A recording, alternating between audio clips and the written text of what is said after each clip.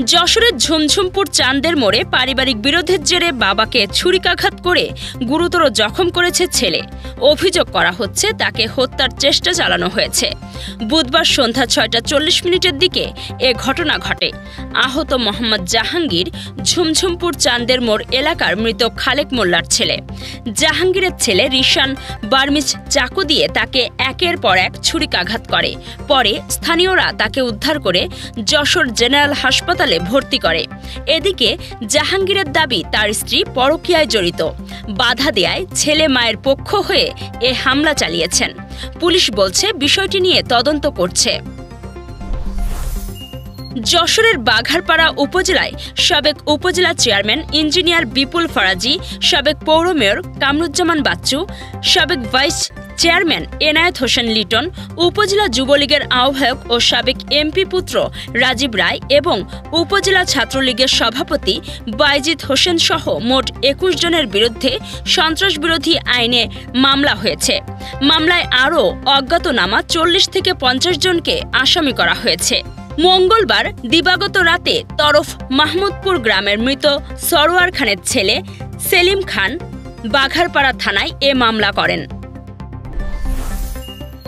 যশোরের চাঞ্চল্যকর চয়ন দাস হত্যা মামলার ওয়ারেন্টভুক্ত ২ আসামি মানিক কুমার ও মুক্ত কুমারকে আটক করেছে র‍্যাব-৬ যশোরের সদস্যরা। তারা সদর উপজেলার শান্তলা গ্রামের কৃষ্ণ কুমারের ছেলে। গত ২৩ ফেব্রুয়ারি সদর উপজেলার চোরামনকাঠি কুণ্ডুপাড়ায় একটি নামযোগ্য অনুষ্ঠানকে কেন্দ্র করে চয়নের বন্ধু জীবন ও স্বাধীন দাস ছুরিকাহত হন। চয়ন দাস ২৫ ফেব্রুয়ারি রাতে আহত বন্ধুদের দেখে ফেরার পথে শান্তলায় প্রতিপক্ষের হামলার শিকার হন।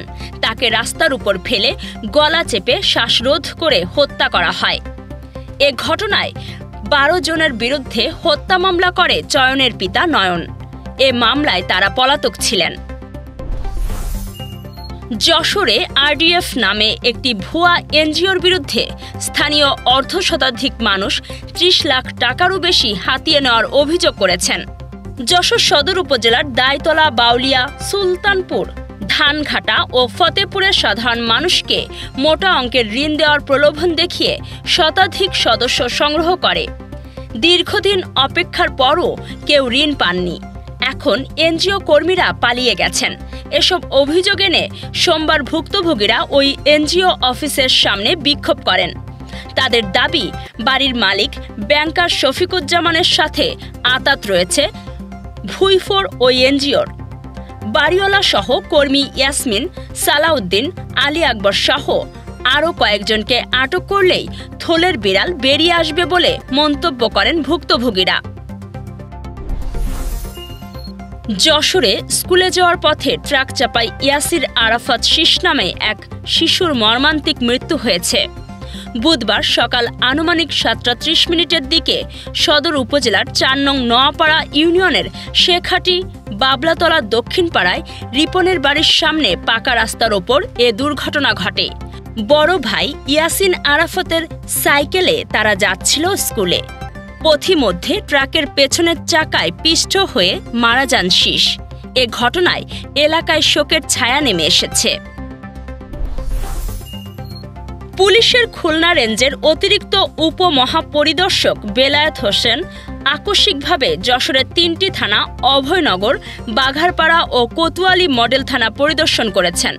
বুধবার তিনি হঠাৎ এসব থানায় উপস্থিত হয়ে আইন শৃঙ্খলার সার্বিক পরিস্থিতি পর্যালোচনা করেন।